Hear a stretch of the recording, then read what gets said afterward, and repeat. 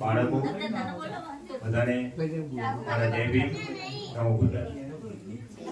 હવે બૌદ્ધ જે અહીંયા બૌદ્ધ પધાર્યા છે એમને મને એવું કહ્યું કે બીજા ધર્મે ટીકા નહીં કરવી, પણ આપણે આપણો શું ઇતિહાસ છે એ જાણવાની જરૂર છે.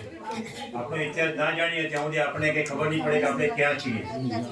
પહેલાં તો આપણે નંદાસની વસ્તી છે એ બહુ ધર્મી જ છે, કારણ કે આપણે આઠમના દિવસે માતાજીનું નેવજ જ નથી કરતા. તમે બધા નેવજ કરતા હશો, પણ અમે નંદાસની વસ્તી આઠમના દિવસે નેવજ કરતા જ નથી. અમે તો પહેરથી જ બહુ ધર્મી છે.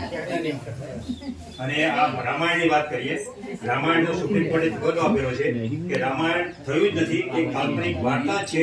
રામ નામની વ્યક્તિ જન્મ ન થયો, સીતા નામની જન્મ ન થયો, આ એક કાલ્પનિક વસ્તુ છે. આ બ્રાહ્મણ લોકોએ આપણા મગજમાં પુરાણો બનાવી ઠોકી બેહાડી છે. આપણે અભણ્યા હતા, આપણે ભણાયા નતા, આપણા બહેનોને ભણાયા નતા, એટલે કોઈ જાણતા નથી.